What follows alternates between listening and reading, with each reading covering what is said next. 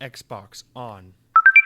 Welcome to Xbox On, a podcast with one host about one console, Xbox. I'm said host Jesse DeRosa, and on today's episode, we'll be talking about the latest Xbox news for the week of September 4th, 2025, including Take-Two tried to save Perfect Dark, reportedly. Call of Duty movie franchise could actually be spinning up again. PlayStation is reportedly making the handheld we wish Xbox could commit to, and more.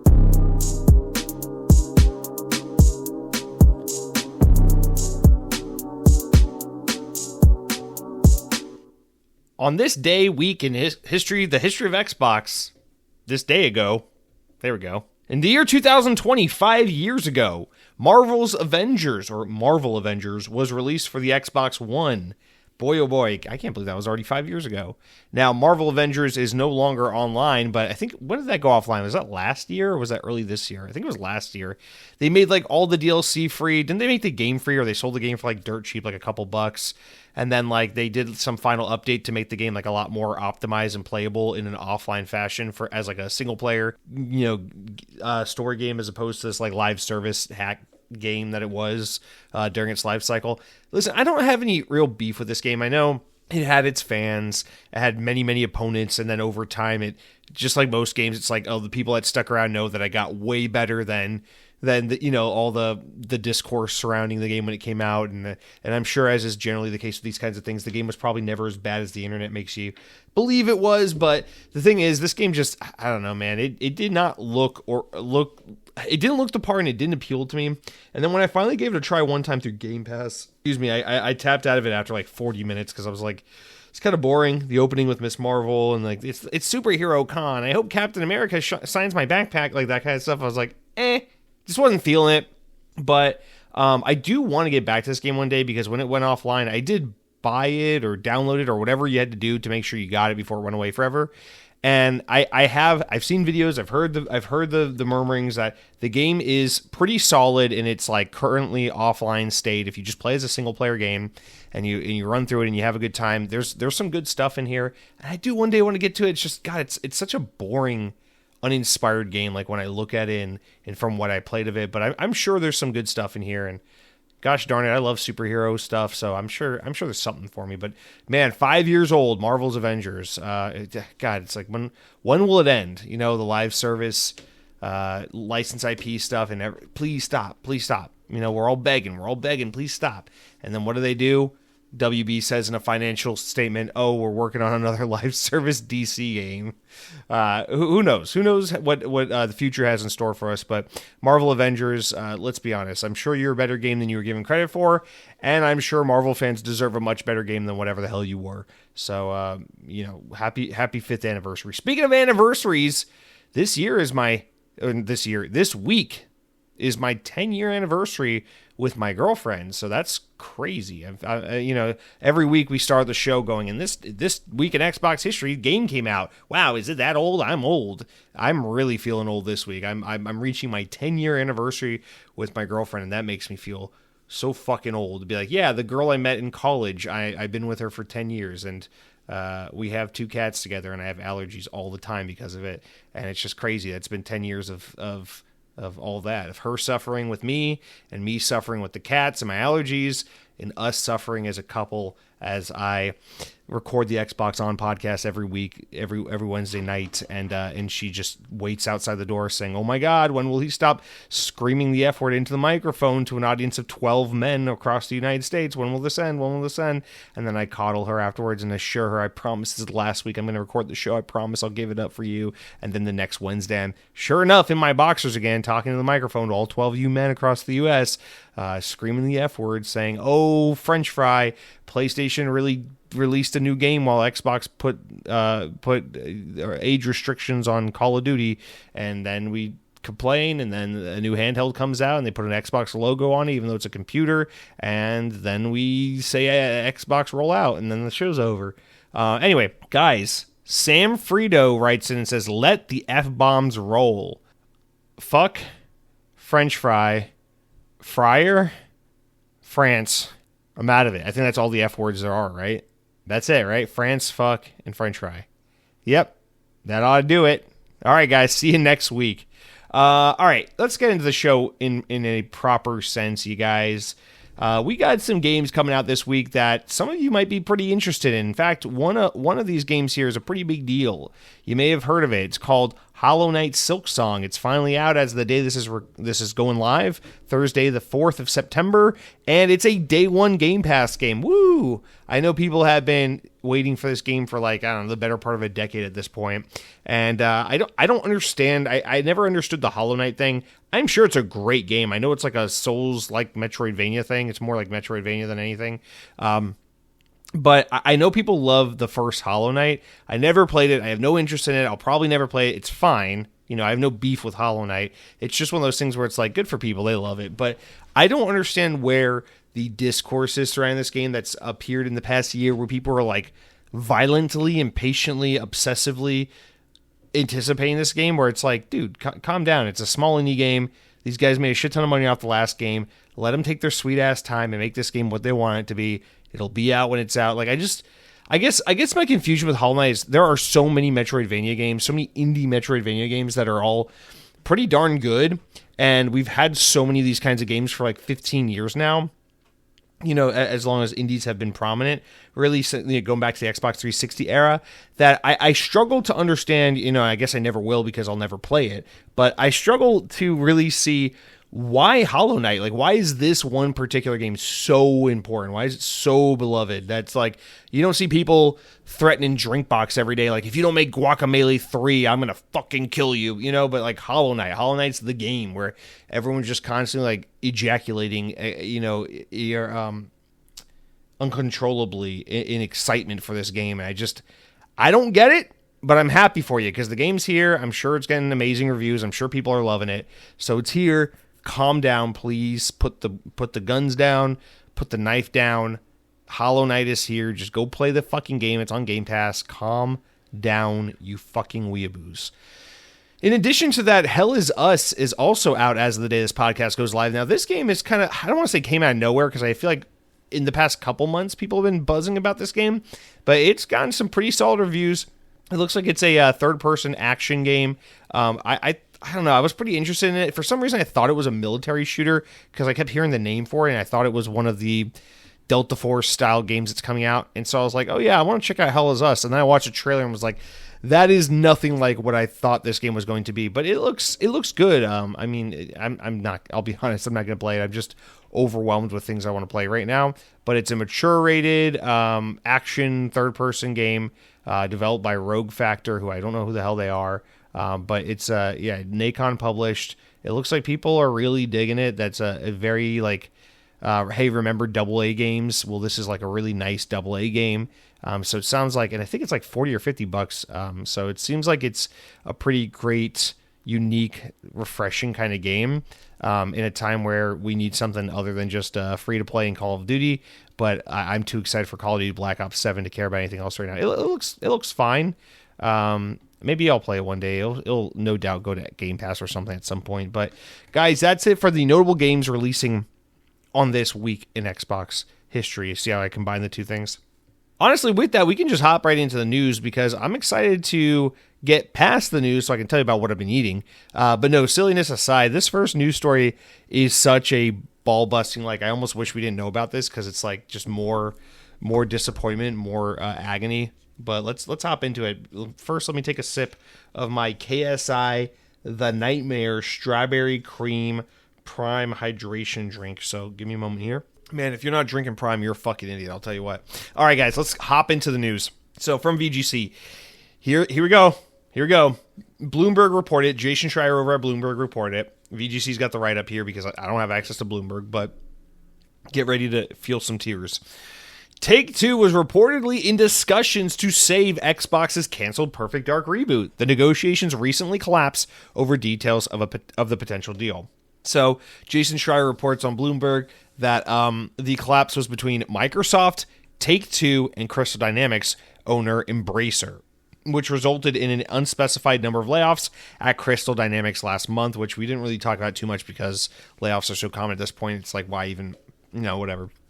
Anyway, Crystal Dynamics was co-developing Perfect Dark alongside California-based The Initiative before the game was canceled in July, and its developer closed as part of a sweeping layoff across Microsoft. According to Bloomberg's reporting, Take-Two was in discussions with Microsoft and Embracer to fund and publish the game, but the deal collapsed in part because the companies were unable to come to terms over a long-term ownership of the Perfect Dark franchise. Representatives from Embracer, Xbox, and Take-Two have all declined to comment on the story. So this one is such a fucking ballbuster. So, for context, The Initiative is Xbox's first-party team in Santa Monica that they spun up to make this game. And then, at some point, years into the project, they bring Crystal Dynamics in to basically co-develop the game, which it seems like, from what we really know about this game, they were pretty much doing the heavy lifting. But anyway, they were co-developing with Crystal Dynamics. Crystal Dynamics is now owned by Embracer. The Initiative is owned by Xbox or Microsoft. In the middle of all that is now Take-Two. This is the publisher that has 2K, Rockstar, so think Grand Theft Auto, NBA 2K, all those big games like that. And Take-Two comes up and says, hey, we think there's something promising about this game. Can we work at a deal where maybe we continue funding the game and get it across the board and make it one of our games? And apparently the disagreement was on ownership of the franchise. So Xbox owns the franchise. It's an Xbox IP that they acquired when they acquired Rare from Nintendo back in the early 2000s. And I guess they couldn't reach some agreement. My assumption is that this has something to do with maybe Take-Two saying, hey, Crystal Dynamics, Embracer, please have Crystal Dynamics continue to develop the game. Microsoft, we will license the IP or purchase the IP outright from you. And Microsoft was like, hey, this is too much. We want to own the IP. It's our IP. We might revisit it. We don't want to give it up. I don't know what the fuck happened here, but based on that vertical slice of this game we saw a year ago, I am so disheartened that this deal fell through because the game we were shown looked so fucking good and so promising that I don't care. If Microsoft are too fucking cheap and too bad at managing their studios and too inept to get this game out within a reasonable 8 fucking years, then they don't deserve to develop this game and publish this game and get the recognition and the credit for this game. You know, it looked way too fucking good for it to just be another Microsoft game to die on the vine due to poor management at the top level headed down. And so it really bums me out because Take-Two, a publisher, who has managed irrational games with BioShock, Rockstar with Red Dead Redemption and Grand Theft Auto, what are they called? The Borderlands guys, over in Texas. Why am I blanking? But, these guys have managed and published huge titles, huge franchises over many, many years, NBA 2K, et cetera, and no doubt these guys probably have the chops and the ability to better manage and lead a project and publish a project like this over the control of Crystal Dynamics. And so this game could have been potentially saved, but we don't have all the specifics here, but I'm going to read between the lines and assume this ends with Microsoft saying, no, it's our IP. No, it's our game. No, we're not going to really entertain this, because I don't know if maybe Microsoft was going to be like, yeah, it can be some co-published product between Microsoft and Take-Two, or if Take-Two is like, no, we want the whole thing, or maybe Take-Two is like, we want to co-publish it with you. Microsoft was like, we don't want to pump another penny into this game. It's such a sunken cost for us at this point. I don't know. Or maybe the breakdown happened with, hey, without the Initiative, we can't really complete this game, but we're not really willing to keep the Initiative around. So unless Take-Two wants to pay to keep the Initiative around for the completion of this game, and then maybe Take-Two is like, fuck no, we just want Crystal Dynamics to finish the game. I don't know. There's a lot of blanks we don't have the answers to, and hopefully one day we get those answers. But this pisses me off to no end to think that we could have possibly still gotten this game, but we didn't.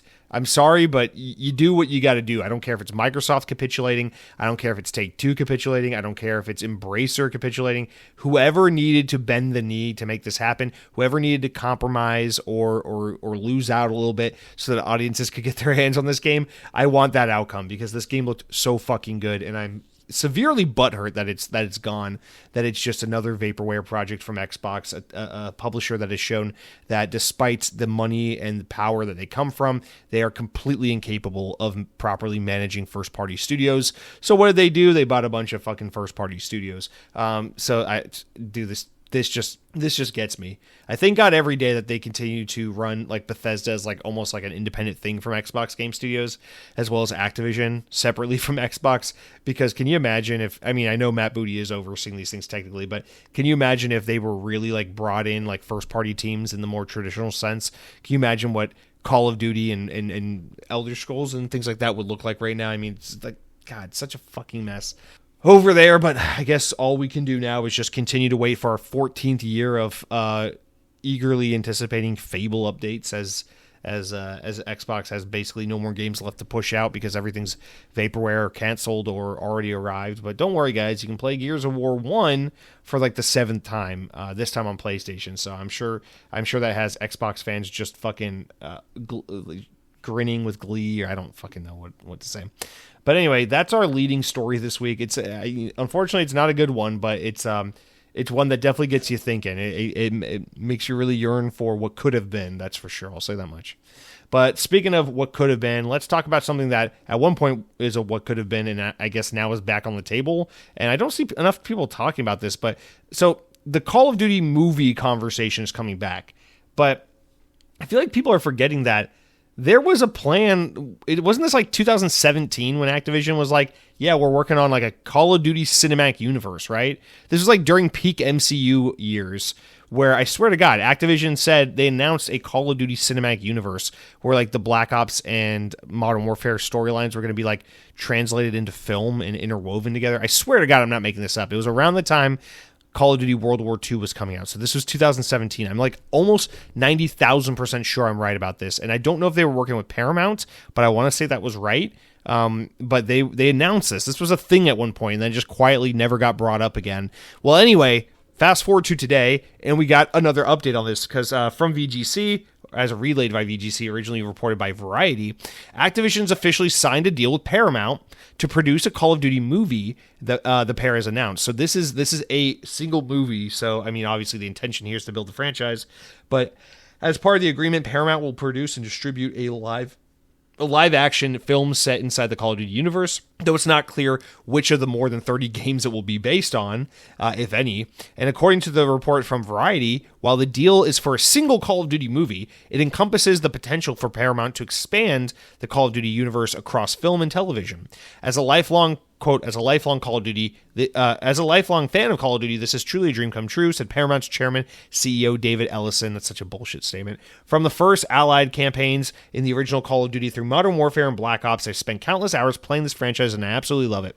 Being entrusted by Activision and players worldwide to bring the extraordinary storytelling universes to the big screen is both an honor and responsibility that we don't take lightly. Activision President Rob Kostick said, throughout its history, Call of Duty has captured our imagination with incredible action and intense stories that have brought millions of people together from around the world that focus on making incredible Call of Duty games and remains unwavering. With Paramount, we have found a fantastic partner who will work to take that visceral, breathtaking action into the big screen and will define cinematic moments. The film will honor and expand upon what has made the franchise great in the first place, and we can't wait to get started. Okay.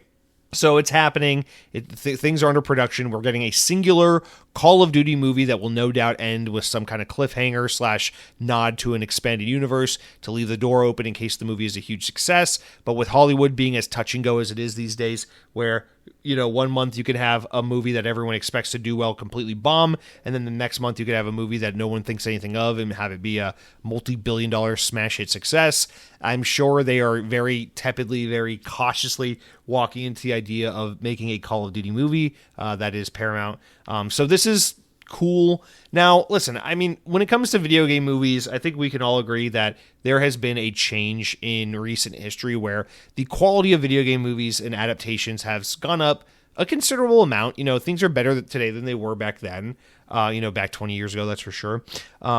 But still, I am of the mindset that video games don't need to be made into movies, and that for the most part, even if they are pretty solid, like in the case of like the Sonic movie, it's not really the same thing, and it isn't really necessary. So do I need Call of Duty to be made into a movie series? No, not really. But if I think about video games that translate perfectly into movies, I mean, Call of Duty is a pretty good one. Not because, you know, movies feel like dopamine hits of kill streaks and stuff like that, but because Call of Duty is just a dumb, schlocky, Fast and Furious action movie with no real, like, heart and soul into it for the most part. There's some Call of Duties that are a little more gripping and telling than others, like World at War and the original Black Ops and stuff. But for the most part, these games are pretty much just dumb action movies, and that's fine. I mean, I love that about Call of Duty. It's one of the things I look forward to every year is my 6-hour dumb action movie campaign, followed by dozens of hours of fun multiplayer. And so I have no problem with them trying to do Call of Duty in the form of a movie, because there is nothing... I don't know, like doing a Mario movie to me was a big deal, because Mario is something that truly has a lot of artistic merit and value, and to partner with a movie studio like Illumination that is so unproven of making like high quality, respectable films, and then being like, yeah, we're entrusting you with the most important franchise in video game history, Mario, here, don't fuck it up, and then ending up getting this like stupid Chris Pratt aimed at babies kind of movie that the Mario movie was. It's like, that's a little offensive, because I think too highly of the cultural significance and the artistic value of the Mario franchise to let it be watered down by the fucking Minions guys and Seth Rogen and Charlie Day and fucking Chris Pratt. So like, to me, like that movie, even though it's not a terrible movie, kind of rubs me the wrong way, because I think it is a disservice to the artistic merit and the value of the Mario franchise.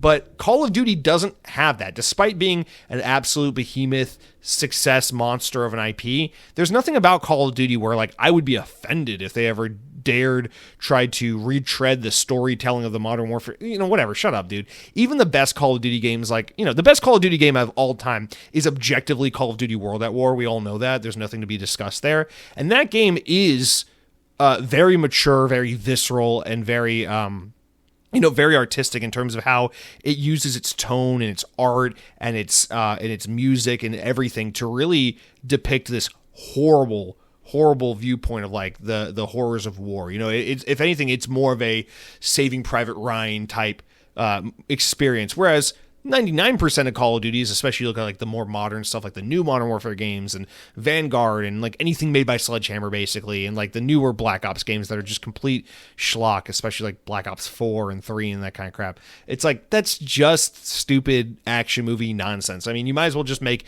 Vin Diesel, Dwayne Johnson, and John Cena the lead characters in this movie, because they're all just such fucking shoo-ins for this kind of film. And you know what? It'll be a good time, and we'll all show up with a bag of popcorn and 2 hours to kill and probably walk away going, that movie sucked. I had a fun time, 5 out of 10, And that's okay. I don't think Call of Duty really merits anything better than that. And I don't think there's a whole lot of expectation for them to live up to. Even though Call of Duty as an IP is an unstoppable behemoth, I don't think as an artistic narrative vehicle that there's a whole lot to live up to. And so I don't really have any issue with the idea of a Call of Duty movie franchise. In fact, I will definitely be there to see a Call of Duty movie opening weekend, because I would be pretty curious. Someone who loves dumb action movies and loves Call of Duty, I'd be totally interested in being entertained for 100 minutes with some stupid Hollywood nonsensical retelling of Modern Warfare that inevitably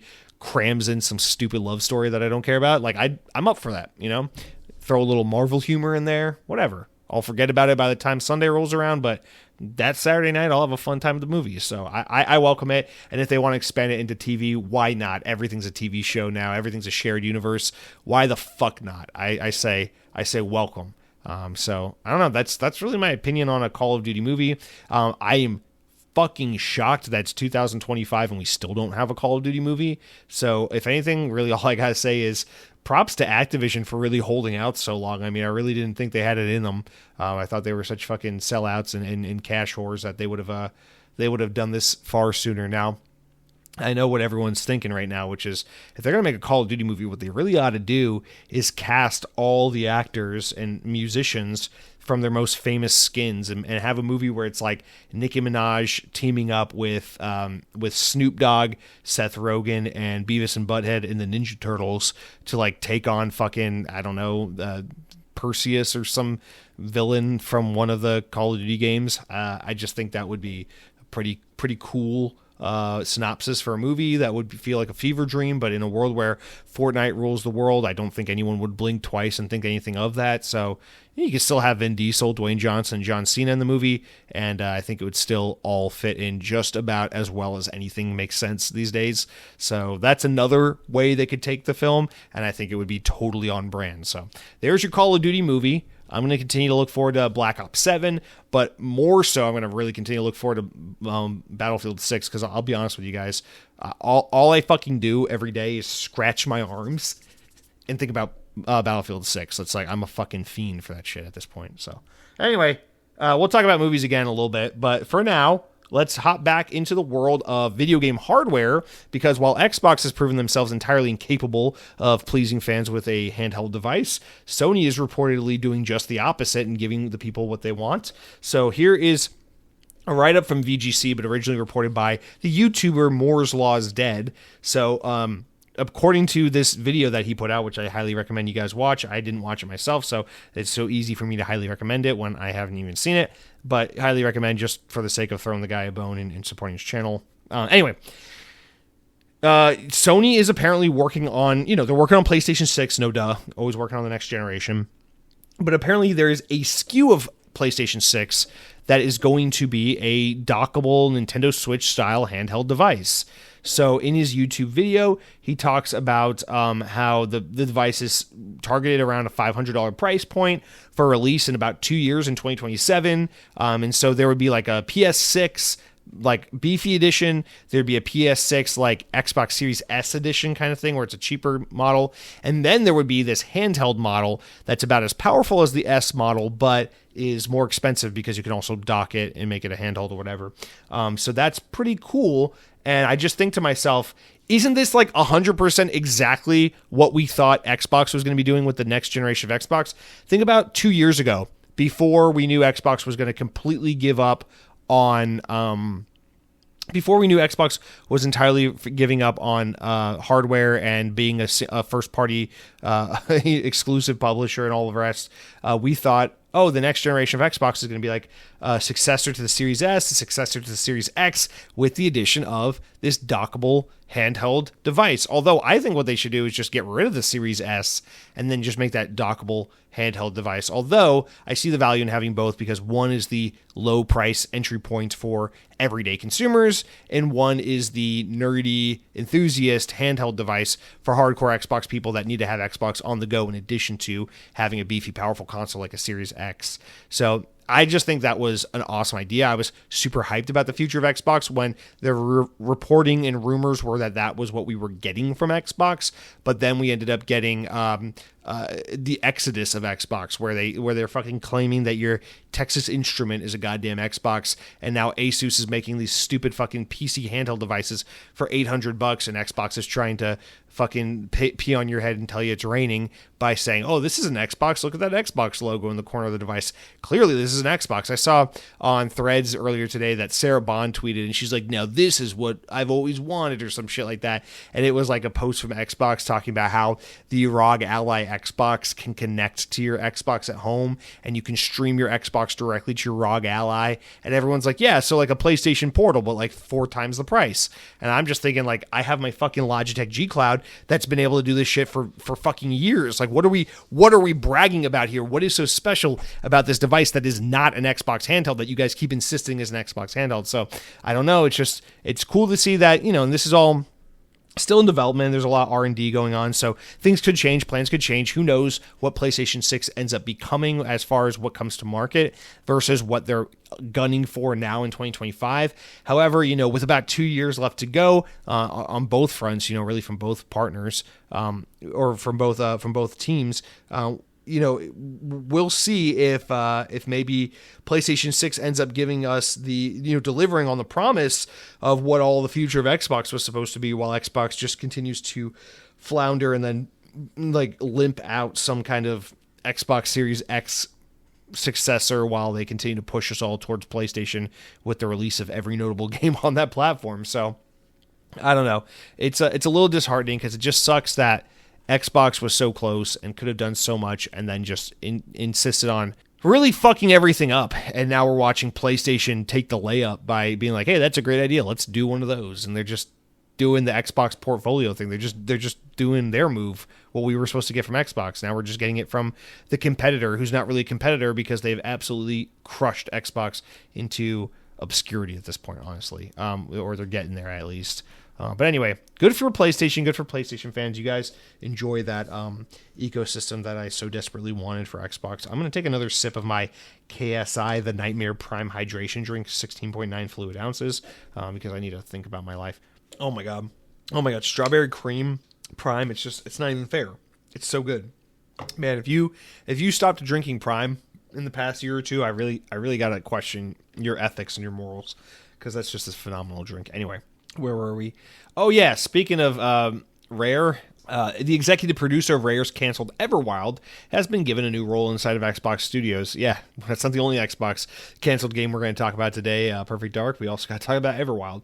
Luis O'Connor, a 25-year company veteran who first worked on the N64 Conker's Bad Fur Day, was among those affected by Everwild's cancellation after overseeing the project since its inception a decade ago.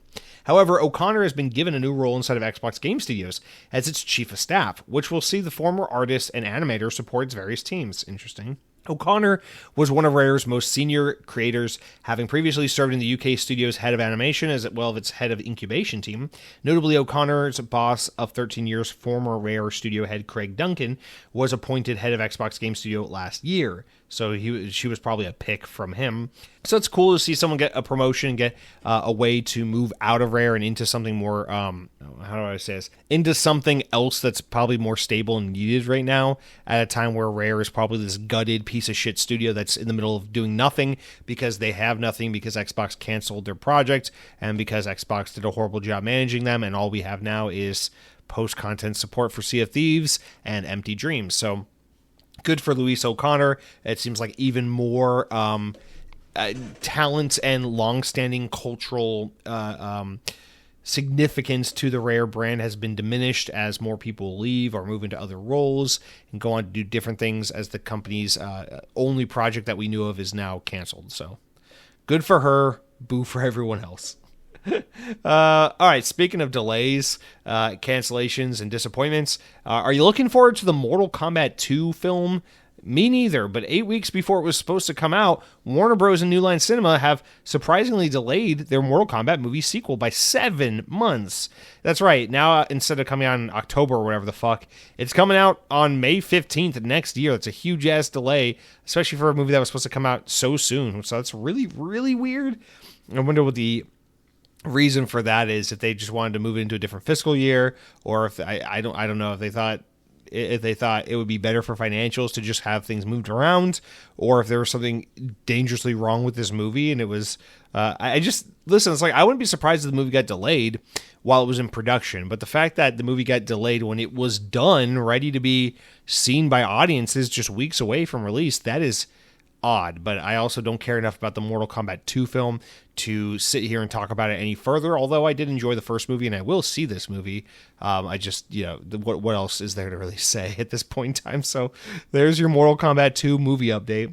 But guys, normally we don't talk too much about this next one, but I gotta be honest, I'm a little smitten with these new controller designs, because from PureXbox.com, say hello to the Xbox Breaker controller series, which launches next week with 3 different color schemes. Xbox has announced an Icebreaker, Stormbreaker, and Heartbreaker color options for these new Xbox controllers. The Icebreaker is a bluish, like multi-shade of blue, crystal-y looking controller.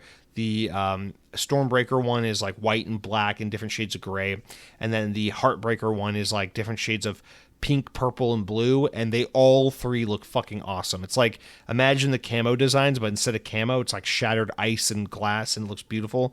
And it's like these really good color combinations. I gotta be honest, I'm very interested in these controllers. I was thinking about getting another Xbox controller soon, maybe around Black Friday or so, to have one for my PC.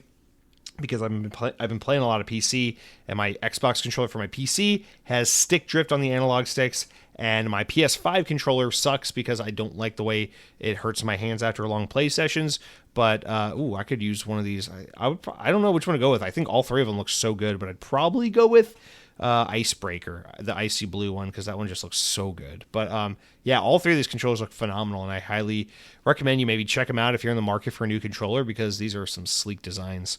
Yeah, you can pre-order them now on the Microsoft Store. They're coming out September 9th, so next week you can get one. But I just want to give a little shout out to those controllers because they look quite good, and I am just about due for a new gamepad.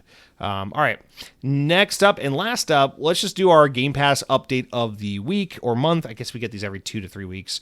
But here we go. Available now is the time you're listening to this. So the following games have been added to Game Pass, which is I Am Your Beast, which is on all Game Pass tiers. 9 Souls, which is out now on Game Pass Standard for Series S and X. And then Hollow Knight Silksong, which we talked about, a Day 1 Game Pass game. It's available on Cloud Console and PC for Ultimate and PC members. And then Cataclysmo, which is a PC Game Pass release that is out as of now. But coming soon, we got 2 more games coming.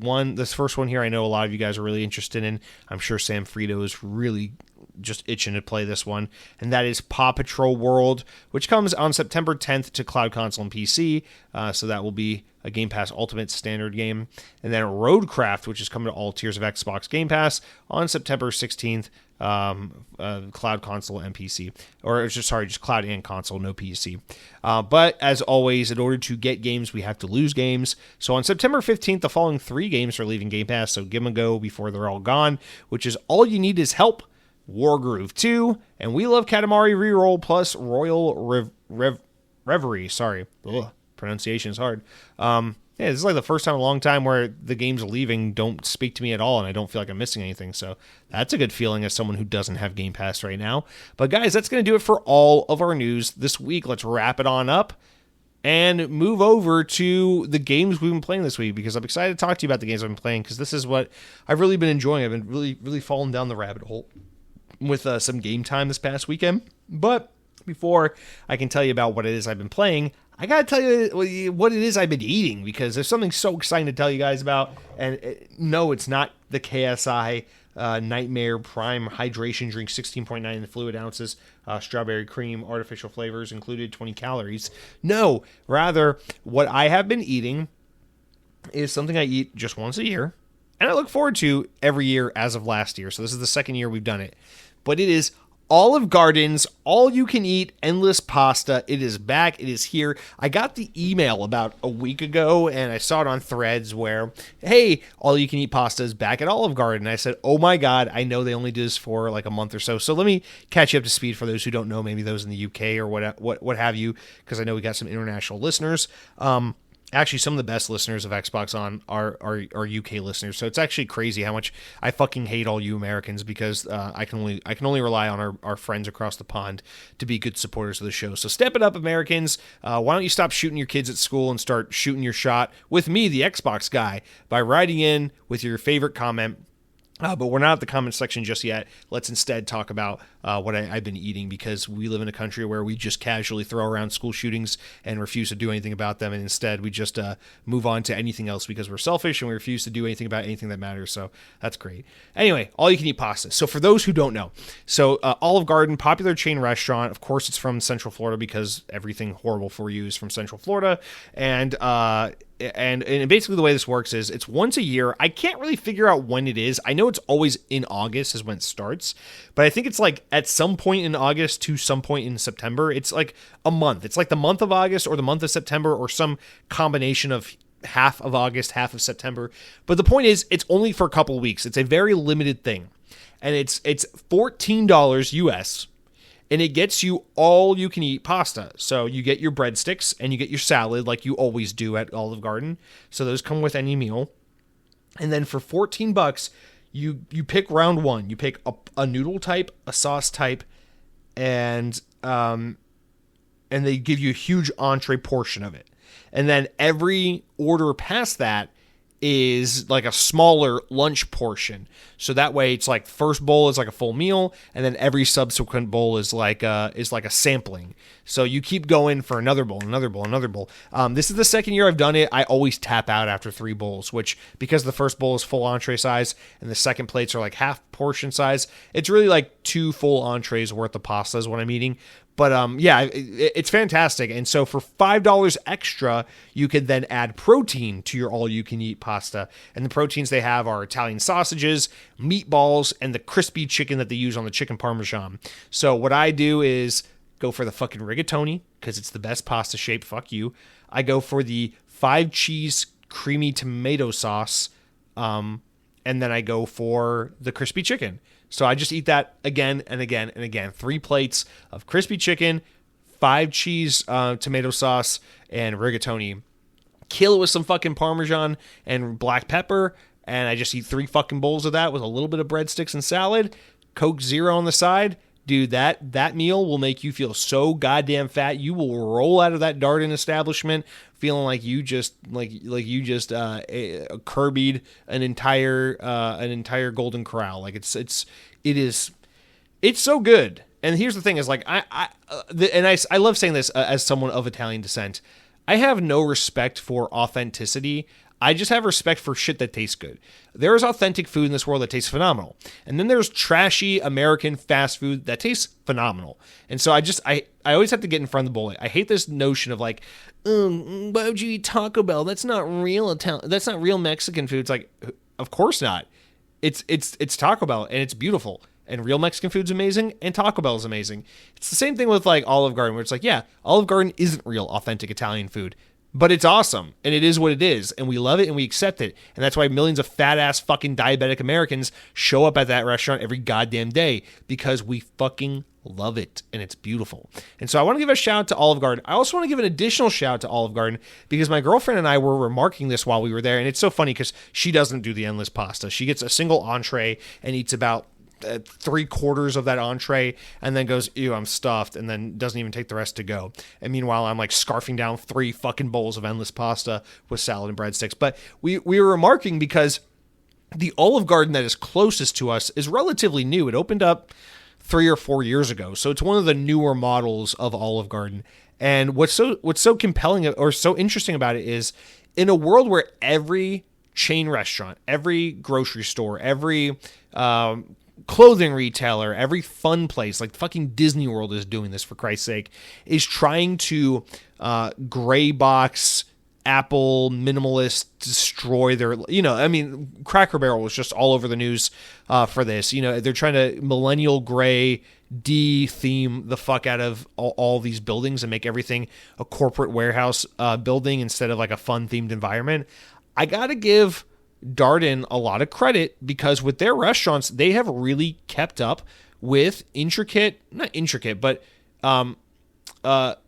very full to the max theming. Like, you go into a Longhorn Steakhouse, Darden, the restaurant group that owns these restaurants, you go into a Longhorn Steakhouse or an Olive Garden or a Bahama Breeze or whatever they own, and it's like, these places, even the new ones that were built in our current day and age, they still look and feel fully themed and to the nines. And I just really appreciate that. Even though they do have a modern sensibility to them, they don't feel like Apple stores or millennial restaurants that try to serve you $3 aioli on the side of your $8 French fry side, on the side of your $24 cheeseburger with craft beer. Like, they're the kind of place that's like, yeah, we're still gonna make it look like some fucking knockoff Americanized Tuscan countryside little restaurant cove, or like some fucking Texas cattle barn, god forsaken, whatever the hell a Longhorn Steakhouse looks like.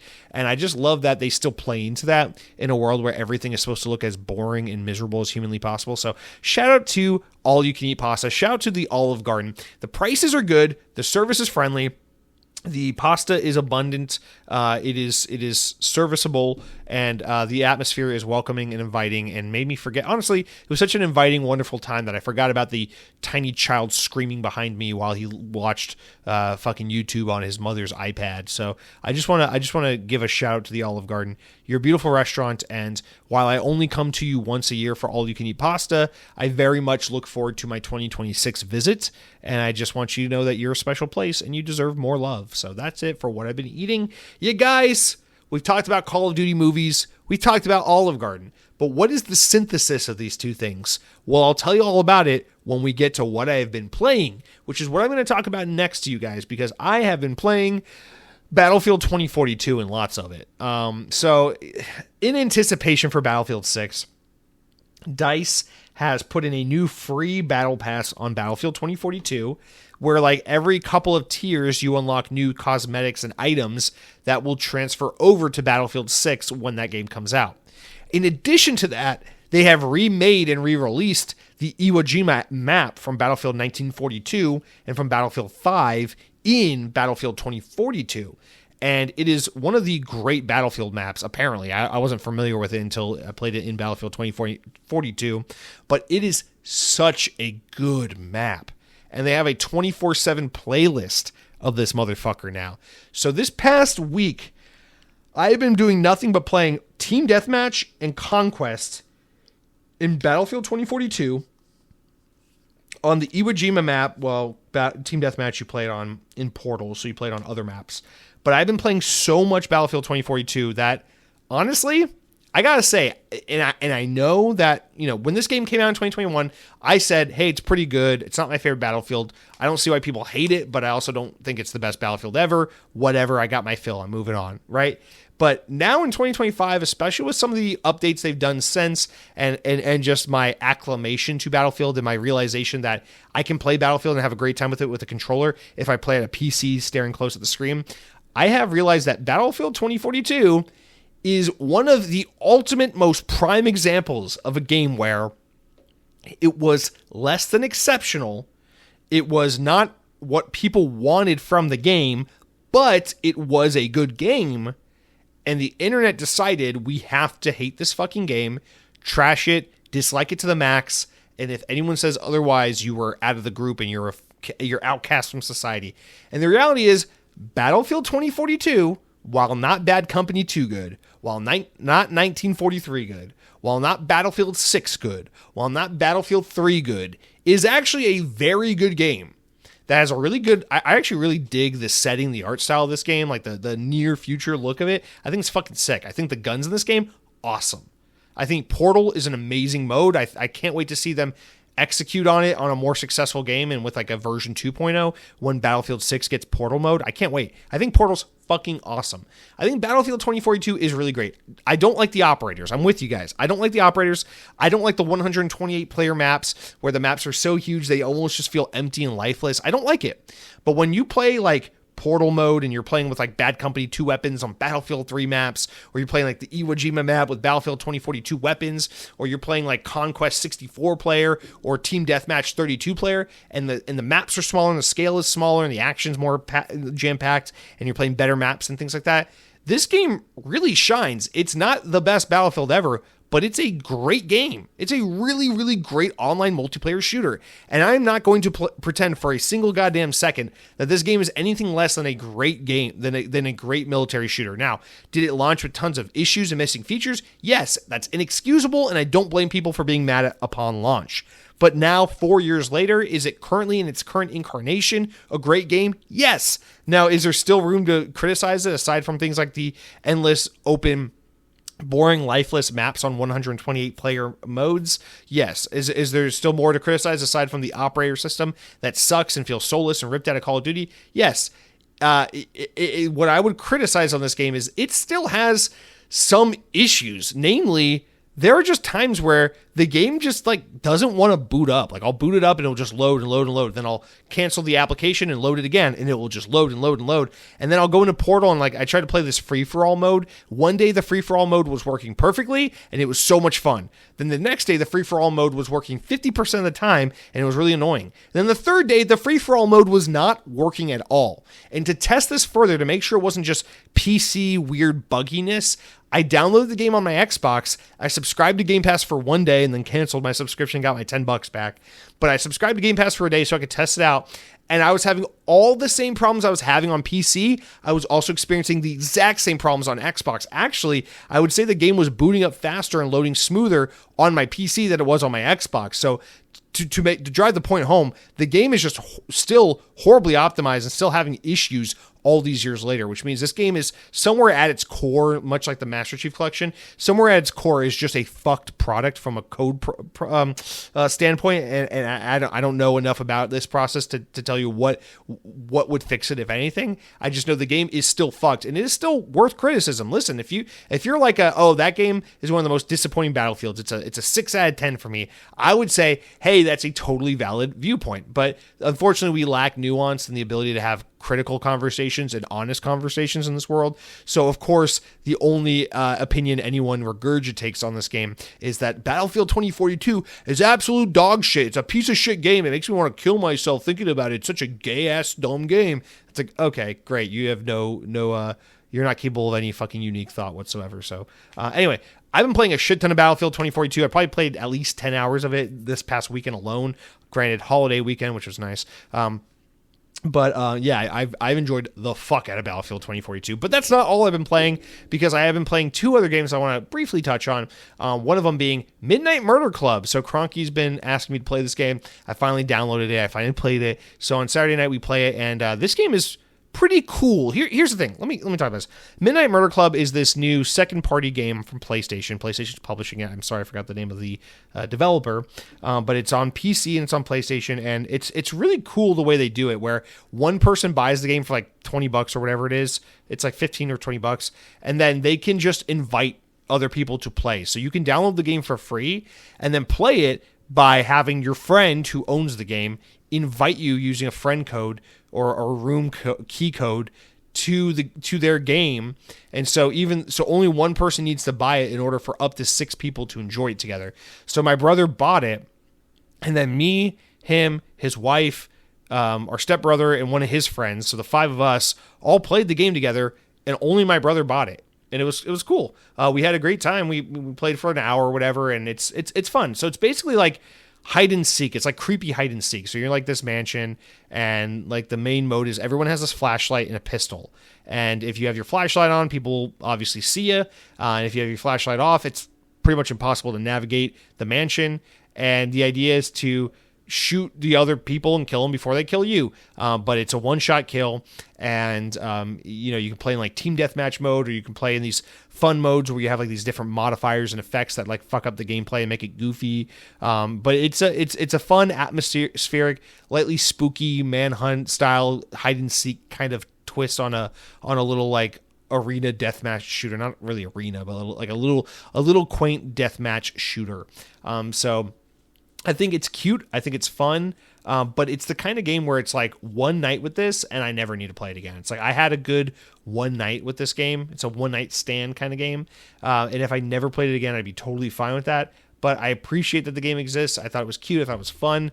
I appreciate the value and in the way they try to really get a lot of people in on this game. Unfortunately, the game is apparently tanking. It's not doing well at all. But I do think there's some merit and some fun behind what this is. So we dicked around on that on Saturday night. I played on PC. I've pretty much just playing my PC only. I really haven't played my Xbox in over a week at this point in a serious fashion. So Battlefield 2042 on the PC, Midnight Murder Club on the PC, and then the last game I've been playing on the PC is a game I said I was going to buy on my Xbox, but I ended up not doing it, and let me defend myself. So Helldivers 2 is the final game I've been playing. Of course, I want to try that new Halo cosmetic. So I was going to buy this on Xbox to support PlayStation games on Xbox, but even though I do want to see more PlayStation games on Xbox, I ended up not purchasing it there because I'm just trying to not disrespect myself with money, and I'm also saving for a trip because I'm taking my girlfriend out of town for our anniversary.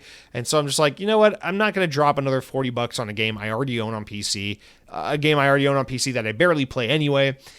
Just because I want to put my money where my mouth is and support PlayStation games on Xbox. Next time, if they put the game out on Xbox at the same time as PC, I'll just buy it the one time on Xbox instead of having to buy it twice. So I'm not going to support Sony by giving them double the money because they delayed putting it on Xbox for so long. So I decided against doing that, and I ended up just spending the $10 or whatever to buy the Halo ODST cosmetic pack for Helldivers 2. And that shit is awesome. It is, I mean, it's not anything too crazy, but you got the Halo pump shotgun, you got the AR-15, you got the AR-15, the AR, you got the SMGs, so you got some classic Halo weapons, and they look great and they feel legit, and you can pop into first person mode, and it looks like the HUD and everything looks very accurate. And I love the way they play with the ODST name and make it obedient. What is it? It's obedient something citizen. I don't remember. But I love how they kind of work the theme and the look of ODST into the Helldivers universe. And I thought this was fun to dick around with and hop back in. But the thing about Helldivers is another reason why I didn't really want to buy it on an Xbox. I feel like I got my fill of Helldivers. I like Helldivers a lot. I played the first game on PS Vita back in the day for a dozen hours or so. And I feel like I have the exact same experience with Helldivers 2, where it's I put a dozen hours into it and I really like it. But I kind of feel like I've had my fun. I've had my fill.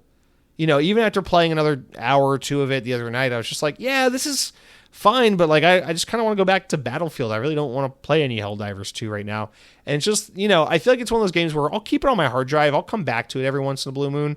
But I just feel like Helldivers is the kind of game where, yeah, it's maybe once or twice a year you do a Helldivers night. But other than that, it's not a game I need to play regularly, or I'm going to have in some standard rotation where anytime I get together with the guys, we play Helldivers or whatever. But I do have a coworker who's actually been wanting to play, so I might play it again soon. But it's just nothing that I'm itching to go back to and play more of. But I was happy to send a couple bucks their way to support the Halo DLC content, because I love seeing this PlayStation Xbox Play Nice thing, and I hope to see a lot more of it. Especially going in both directions, not just the one where Xbox puts all their shit on PlayStation. So anyway, that is it for what I've been playing. I'm just so eager to get back to more Battlefield 2042 as I eagerly await Battlefield 6. But until then, guys, I'm just a little fucking fiend. I'm excited. I'm excited for my military shooters. I'm just in one of those moods. You guys know how I get from time to time. I want my Black Ops 7. I want my Battlefield 6. And if I seem like a basic bitch in terms of my gaming tastes, so be it. This is just what has me excited and has me engaged right now, and I'm just having fun, enjoying that moment and soaking it up. So that's it for what I've been playing, you guys. Now let's take a quick little Prime hydration drink break, and then come back and wrap up with a couple of little closing comments. What do you say to that, young boys? Goddamn KSI, what a great drink you made there. All right, guys, let's wrap up the podcast with a couple comments from YouTube.com. You know how it goes. You click on the latest episode, drop a comment, say something nice, be a dick, whatever. I don't care. It's all up to you what you want to do. But say whatever you want, and then we'll read it on the show, and that's basically how it works. But YouTube.com, click on the latest episode, and that's where you leave the comment. Also, feel free to leave some nice reviews on iTunes and other podcast services. It would really help get the show out to more listeners, and of course, that's something I would like to do, because Xbox On is very, very, very stagnant in listenership, and I would just love to try and get some new freaks to check out the show. So with all that said, thank you so much, and let's get into some comments. Cargo Runner leads us off with a two-parter. He says, I agree with your take that Far Cry Blood Dragon is overrated. It's a short main story with basic combat-heavy missions. You don't get the number or variety of missions like normal Far Cry games. No memorable villain. You have a medium-sized map with bases that you can take over, but there is no story or reason to do it. I just play it for the unique 80s neon visuals and the big dinosaur lizard. It's fun for a few hours. That is exactly it, man. It's a great visual style. It's got good sound, good music. It's fun for a couple hours, but yeah, it's missing all the beats of and that's fine. It's a little spin-off DLC game. That's fine. But yeah, it's not the best Far Cry or anything. You said, for me, Far Cry games are gradually getting worse. So 3 is my favorite, but 4 is very good. Far Cry New Dawn might be the worst Far Cry game. It had a lot of resources gathering, and it was balanced to encourage you to pay to win. As you progress through the story, regular random patrol soldiers suddenly became impossible to kill, so the soldiers just got up after taking 3 basic RPGs to the face. You would get 4 basic RPGs to kill a regular soldier. You would need to grind and grind to get to a high-level weapon. Yeah, no. I mostly agree with you. I felt similarly, like the trajectory of Far Cry has been getting slowly worse, but I don't fully agree with it, because I think 3 is amazing. I like 4 more than 3. And then I think 5 is a huge step down. And then I think 6 is better than 5, but not as good as 3 and 4. So I'm kind of with you in that I feel like the quality has been kind of dipping on these games. But that said, yeah, I got to agree with you. New Dawn is the worst Far Cry game. I got to the very last boss in that game and then just put the controller down and said, I'm fucking done. I don't need to see it. I'm fine. For exactly the reasons you mentioned. It does all that like grinding RPG shit. And it's like the last bosses are fucking impossible if you didn't spend the whole game grinding out and paying for better weapons and stuff. I'm like, I'm not supporting this. And I actually had a decent time with New Dawn. Like when I was just kind of getting through it, I actually kind of enjoyed what I played of it. But yes, there'd always be like some progression or difficulty spike that would just halt all the fun of the game. And I agree with you completely. It's just, it was the worst Far Cry game by a mile. But anyway, I look forward to more Far Cry. I love Far Cry, and I always welcome more in that series. But I do hope they're able to turn around and make it kind of really exciting again, because I feel like Far Cry 6 was pretty good. It was definitely a step up from Far Cry 5, but it just didn't feel like remarkable or too refreshing or anything like that. Although the word is that the next Far Cry is like some persistent world Far Cry game. So who knows? That franchise might be getting a huge overhaul soon. I would not be surprised if maybe we hear about it next summer at Ubisoft's next event. Anyway, Cargo Runner, you also have a two-parter. So let's get in this other comment you write in here where you said, weirdly enough, YouTube recommended your first ever Xbox On episode. I expected it to be pretty rough as your first episode, but it was really well hosted from day one. You certainly hit the ground running. It was 6 years ago, and even back then you were explaining how Microsoft is going to go multi-platform. You certainly got that 100% right. Well, I'm sad to see that that's what I was saying then, because it just shows that I've been jaded and negative this whole time, even if accurate. But no, I appreciate the kind words. That actually is nice to hear. I don't know if I have it in me to go back and listen to episode 1 of Xbox On again, so I appreciate someone being bold and brave enough to give it a go. And yeah, those are actually really kind words to say, to hear from you, because man, I remember that summer I moved to Florida being like, all right, I need something to keep me busy or else I'm going to fucking kill myself living alone. And I was just like, time for a creative project. And then I just stayed up one night, came up with a logo, came up with a name, and said, I'm going to fucking do an Xbox podcast. And then all within 24 hours, the first episode of Xbox On was published online. So I appreciate you guys. He didn't write in this week, but Dead Captain James, who still to this day writes in regularly, I appreciate you. I'll never forget. You're the first person to comment and support the show, and that kind of stuff isn't lost on someone who is just an absolute nobody, blindly posting a podcast onto the internet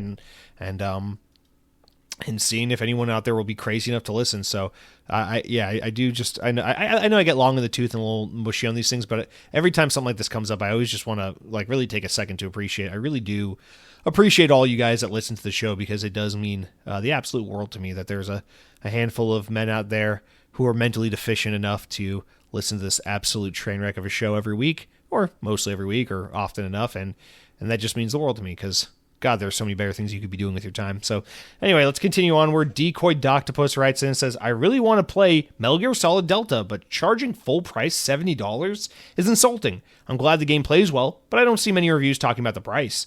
Yeah, I actually also agree that $70 seems kind of outrageous for that, but I understand it's like it's a new engine, it's a new team making it, it's a huge graphical overhaul. I get it. It's the most modern, presentable version of it. So I don't totally begrudge the idea of a $70 price point, but I do think that it's totally reasonable to think that if that game were to underperform, maybe that $70 price tag has something to do with it.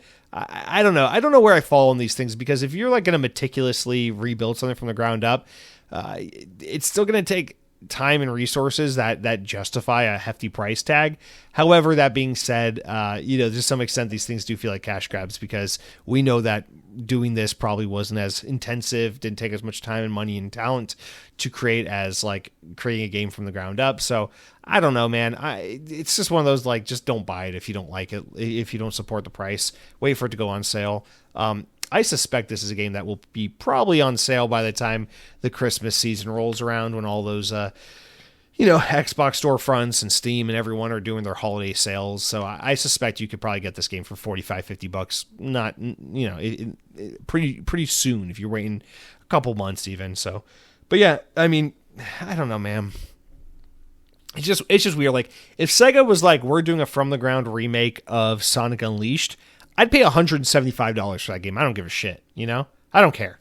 Name your price. But I totally understand why people would be irked by it.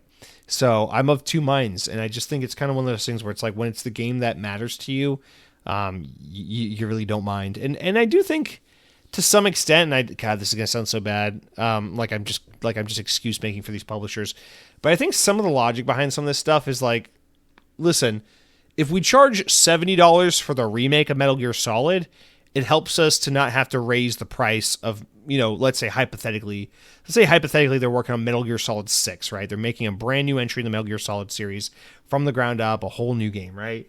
And they're saying instead of charging $80 for that game, because we know nobody wants to see game prices go from 70 to 80, we can just charge $70 for Metal Gear Solid 6 and $70 for Metal Gear Solid 3 Remake. And that way we can kind of even out, overcharging a little bit on games that maybe should be cheaper, but not raising the prices on existing new games. And I think that is one strategy publishers are probably employing to help avoid having to join the Nintendo forces of $80 video games. Does that make sense? Like, I don't know, what was the one that I was looking at recently? Oh yeah, speaking of Sonic, we didn't talk about it in the what I've been playing. So that new Sonic Racing Cross Worlds game had an open beta this weekend, which I did play a little bit of, and I was not feeling it. It's not that it's a bad game; it's that I'm like kind of just not in the mood for it. And so it's like totally fine. But I was looking at it, I was like, God damn, this game is $70. I do not want to pay $70 for this. Even though I just paid $80 for Mario Kart World, I'm bulking at $70 for Sonic Racing Cross World.